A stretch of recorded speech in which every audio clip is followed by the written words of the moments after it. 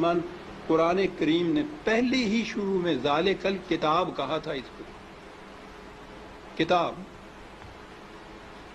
دنیا کی کوئی کتاب ایسی ہے کہ جس کی زبان آپ نہ جانتے ہوں اور کتاب پڑھتے چلے جاتے ہوں؟ کوئی کتاب آپ بتا دیجیے. زبان نہ جاننا تو ایک طرف، فرض کرو زبان جانتے بھی ہوں اور وہ کتاب کی زبان ذرا مشکل ہو تو آپ ایک آدھ صفحہ پڑھ کے کہہ دیتے ہیں کہ نہیں صاحب میری سمجھ میں نہیں آتی. آپ کتاب پڑھتے ہیں تاکہ سمجھ لیں اس کو.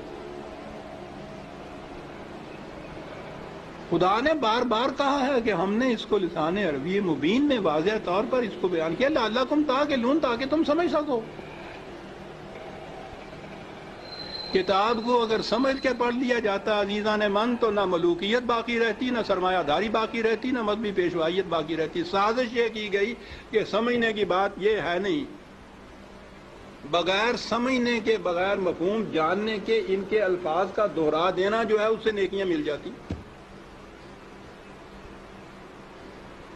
ایسا چکر دیا کہ کتاب کا سمجھنا جو تھا، سمجھنا کتاب کا بے معنی ہو گیا. بغیر سمجھے ہوئے اس کے الفاظ کا دوہرا دینا عین مقصود یہ رہ گیا.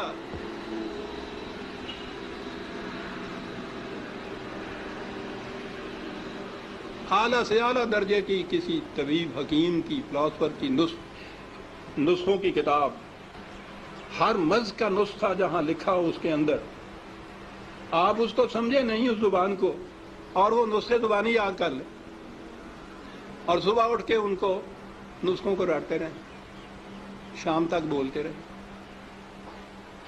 کچھ پتہ نہ ہو آپ کو کہ سونف کسے کہتے ہیں، ترنجبین کیا ہوتی ہے،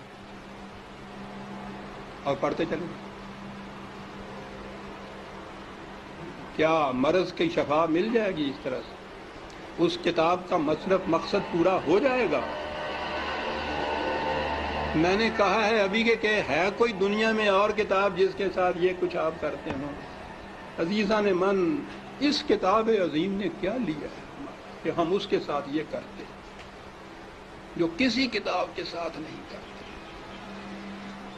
یہ سب اس لیے کہ یہ سمجھ میں نہ آ جائے، کہیں ہو نہ جائے آشکارا شرع پیغمبر کہیں.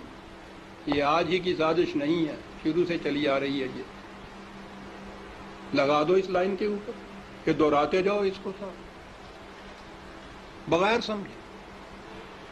نہ وہ آگے جو امام کھڑا ہوتا ہے حافظ، اس کو پتا ہوتا ہے میں کیا لفظ دہرا رہا ہوں، نہ یہ سننے والوں کو پتا ہوتا ہے کہ یہ الفاظ کیا معنی رکھتے ہیں.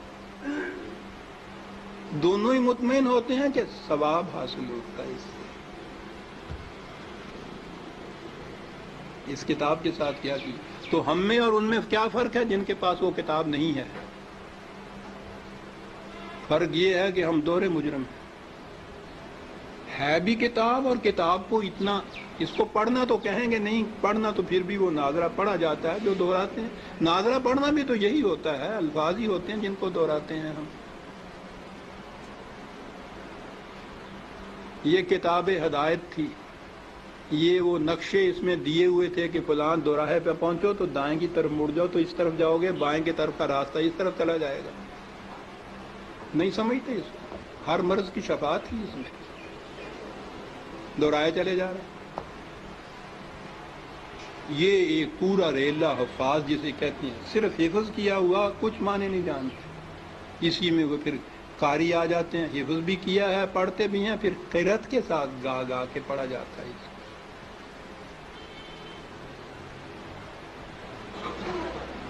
قانون کی کتاب گا کے پڑھنے کی.